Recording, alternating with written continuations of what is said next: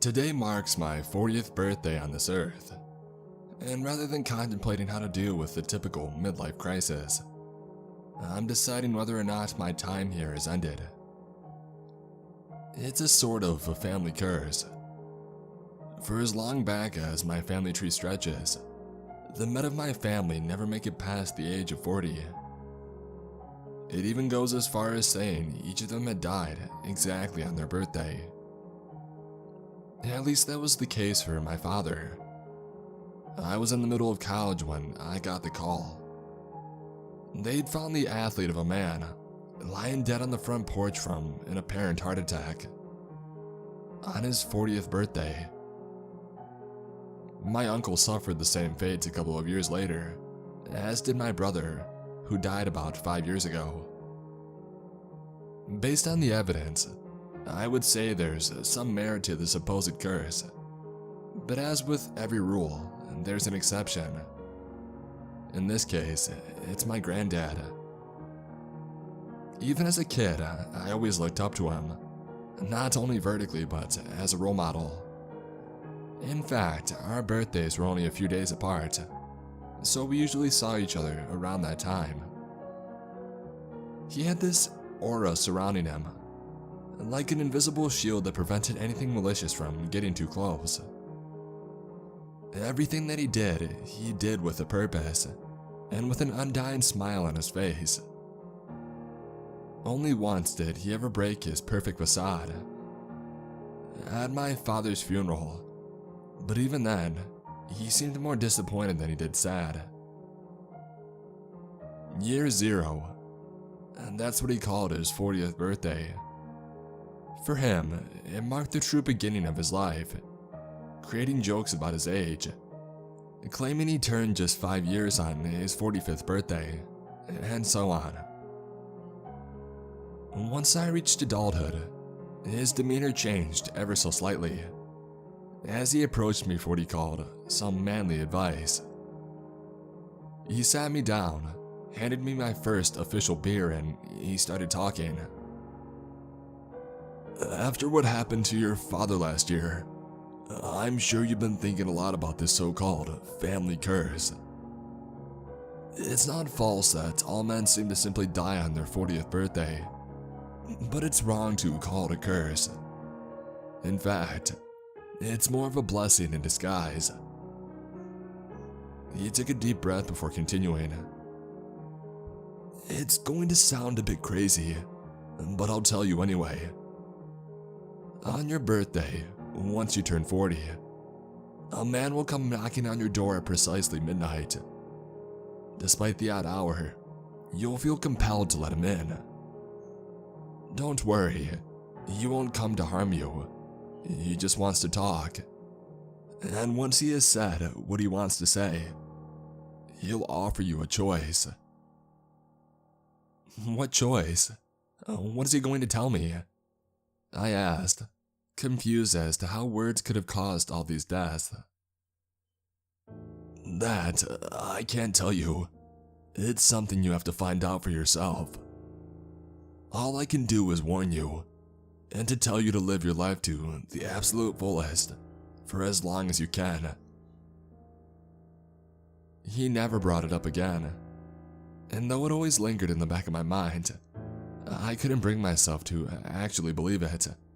But I did as he said, and I tried to enjoy each aspect of life, believing that once I turned 40, I would surely perish like the rest of my family.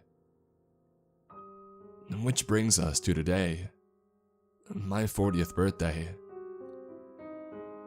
At precisely 12 o'clock midnight, I awoke to what sounded like 3 soft knocks at the front door.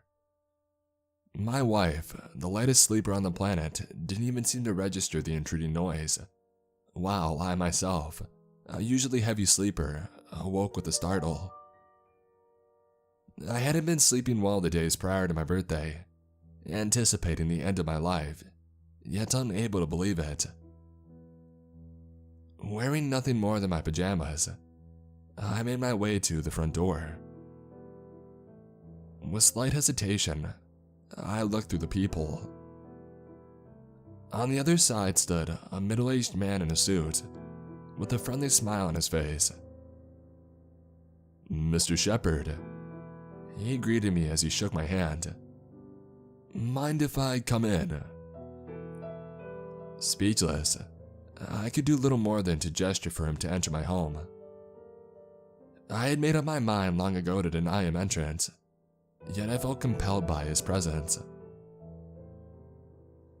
He walked past me and headed straight for the kitchen, seeming to already know the layout of my home, a house that I inherited from my father.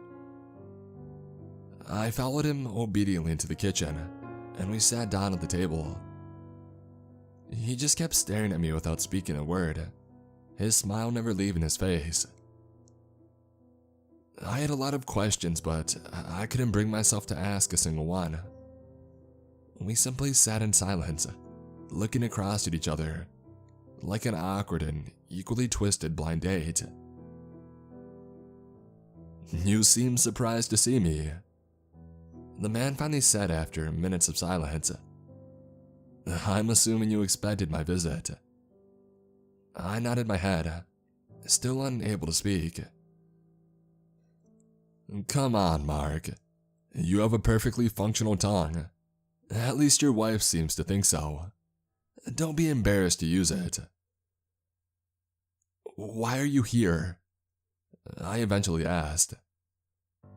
His smile vanished, replaced with an expression of utter confusion. "Why I'm here? That's the question you want to start with. Not who am I, or what did I do to your father?" I didn't respond, and he stared into my eyes, not moving a muscle. "As you wish," he sighed. "I'm here to talk, to tell you the answers to each and every question you've ever had. Anything that you want to know, I will tell you, no matter how stupid or bizarre of the question it is. I promised you nothing but the truth." "Did you kill my father?" "Of course not. That's entirely against the rules. I simply gave him a choice. And like all the men in your family, save for your brilliant granddad, he chose to leave." "What choice?" "Ah, Mr. Shepard, or Mark. Do you mind if I just call you Mark?" Before I could answer, he just went on talking. "That's the beauty of our little meeting. I will tell you the answer, but not until I believe you're ready." He leaned back in his chair and he waited for me to keep asking questions. Though from the smug look on his face, I could tell he knew exactly what I would ask. "Who are you?" "Come on, Mark. You don't really have to ask that. You already know, don't you?" I had my theories, and as dumb as I felt they were, it couldn't possibly beat the ridiculousness of the family curse. "Are you Satan?" I asked nervously. "Technically, that's correct, but let's not resort to name-calling. I prefer Lucifer." He chuckled. Once again, he fell silent, awaiting my next question. But I couldn't organize the thousands of thoughts flowing through my head. "You're really bad at this, you know. Not that it makes a difference. I know exactly what you want to know, and you don't even have to speak. So, how about we start with something innocent?" He stared deep into my eyes, digging through my brain looking for questions I didn't even know I had. "Ah, you want to know if your ex-girlfriend still thinks about you. Julia, that's her name, yes?" I nodded automatically. "She doesn't, and you weren't that special to her, in spite of the pedestal that you put her on. You really should appreciate your wife more. She's far more suited for you." My wife? I had completely forgotten she still lay upstairs sleeping. As easy as she was to wake up, she'd surely be suspicious of what the hell I was doing awake with a strange man in the middle of the night. "Could we maybe go somewhere else? My wife is sleeping in." I said before being cut off. Mark, don't be ridiculous. Your wife can't hear us. Actually, she's a really light sleeper. He stood up from his chair before screaming. Oh, Hannah, I'm talking to Mark in the kitchen. I'm just about to tell him the secrets of the universe, and if you come downstairs, I'll tell you too. He then sat back down and listened for any commotion coming from the room. Nothing but silence. I think we're good. By then, most of the adrenaline had settled in my body, and I started to grasp the more advantageous aspect of our conversation. I could ask literally anything, and he would answer me, but I still needed more proof that he was for real. Just before my father died, he told me something that I have never told anyone else.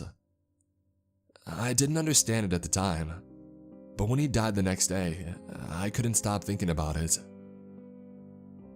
He paused for a moment, giving me just enough time to doubt him. Be a better man than me, Mark, he said, but the voice I heard was the one of my father. My heart raced at the familiarity, and Lucifer just smiled in return. All doubt had been stripped away from my mind, so I decided to ask something more otherworldly. If you're real, then surely God exists as well, heaven and all that. He looked truly disappointed in my question. Oh, Mark, I'm so sorry. Sorry about what? To answer your question, of course he's real. Him in heaven and the other truly magnificent creations emerging from his holy powers. But you didn't think he actually created you, did you? He didn't? I stuttered. No, not at all. You, humanity, you're nothing more than an unfortunate side effect of God's actual creations. You really think something so horrific could be created by an almighty being? Think about it, Mark. You creatures wage war on anybody even slightly different than yourselves. You hoard all of your ultimately pointless possessions, letting some rot in poverty, while some thrive beyond what's even remotely necessary. You kill for fun, and in the end, you'll destroy the planet, your own home, just because you're all too selfish to take care of each other. That doesn't sound like something God would create, does it? His words sunk through me, like an anchor had been attached to my soul, and tossed into the deepest part of the ocean. There are good people here too. It's not all that bad, I argued. You're right. There are plenty of good people around here, but none of them are truly great. Not a single one of you is able to see the bigger picture. He stood up from his chair and he started to pace around, as he lectured me on the futile nature of human beings. In the grand scheme of things, nothing you ever do here matters. In the end, you all just turn to dust floating around in the empty void you've so affectionately called space. He finished. I felt crushed. I thought of my wife, the fact that we would both die one day, and whatever feelings we had would be erased as the meat on our bones rotted away into the ground. Our jobs, working to provide a function for society, all of it was a pointless task, only serving to extend the inevitable end of our world. So, what happens when you die? He finished my question for me. Yeah, do we end up in hell? No, you just stop existing. The little fragment of divine power within you, the one you think is worth to be called a soul, is harvested by my workers. We need the fragments to make more desirable beings. He paused, reverting his attention towards my fridge. You'll probably need a few minutes to process. Do you have anything to eat? He helped himself to some cold chicken casserole my wife had cooked as a pre-birthday dinner. So, what do you do then, since God has left? apparently leaving you behind with the rest of us." He laughed with a mouthful of chicken, a few pieces of meat flying across the room. "I didn't stay behind. I chose to remain here. Someone has to make sure you guys don't revolt. You guys keep taking things that don't belong. It's only a matter of time before you figure out how to cross over. It's actually way easier than you might think. And while I'd love nothing more than revolution, I can't leave just anybody in charge to lead it." He dug through the casserole in a matter of seconds, loudly chewing through the meat, almost moaning in pleasure as he did. "Your wife is truly a wonderful cook, Mark. Remember to thank her for me." "What do you want from me anyway?" I asked. "I want to offer you a choice." Before I could clarify, the walls around us started to dissolve. The ground cracked beneath our feet, and every piece of furniture not stuck to the wall fell through the ground. I stood up in panic and I looked at Lucifer with pleading eyes, but we didn't fall with the rest. We simply floated. It wasn't long until the world around us had been erased from existence, and we stood in a gray, empty void. Where are we?" I stuttered. "Give it a minute," he said calmly. Buildings appeared all around us, tall, modern, architectural masterpieces, colored in bizarre mixtures of silver and blue, all stretching far up into the sky, so uniform, nothing deviating from its neighboring design.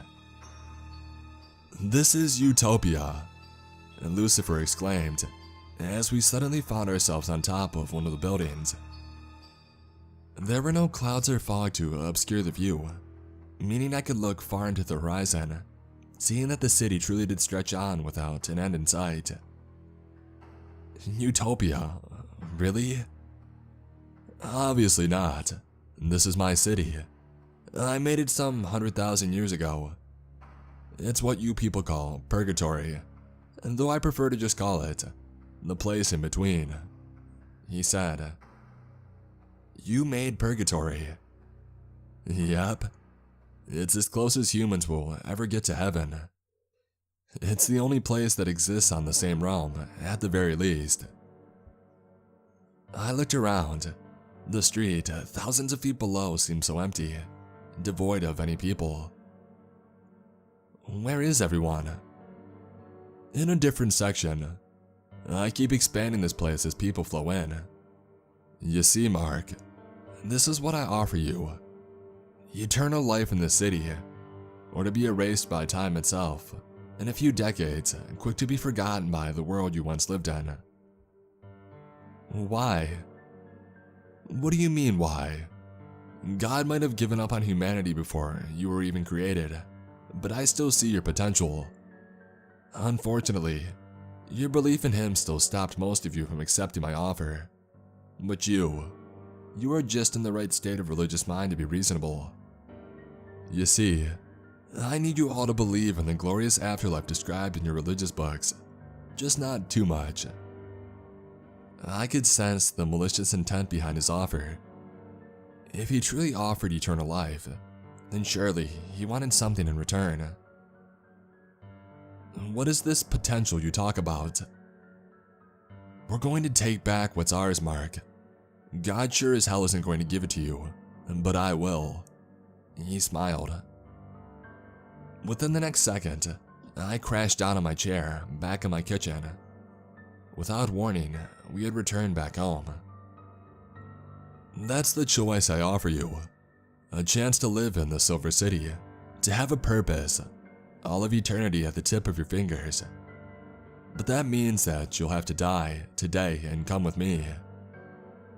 "What about my family?" "I'm sorry, Mark, but they're not ready. Most of them had been poisoned by their upbringing in religious households.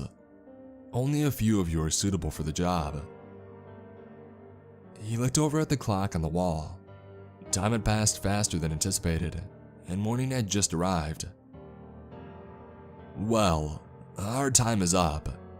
You have today to decide. At midnight, the deal expires, and you return to your short existence. He started walking out of the door, but turned around to give me one final goodbye. "Oh, and happy birthday, Mark. Make sure you really enjoy this one." I felt exhausted after Lucifer left. I had been given the ultimatum of my life. I grabbed a cooler full of beer from the fridge at 7 in the morning, and I sat myself down on the front porch. An hour later and 2 beers down, I saw my grandfather strolling down the street, waving at me. He could see the look of defeat on my face and sat himself down by my side. "So, how did the chat go? You did talk to him, right?" I just nodded my head in defeat. "Why did you choose to stay?" I asked. He glanced at the cooler behind me before answering. "You got another one of those for me, kiddo?" he asked. I handed him a cold one, waiting for an explanation. "I met your grandmother when we were just 18.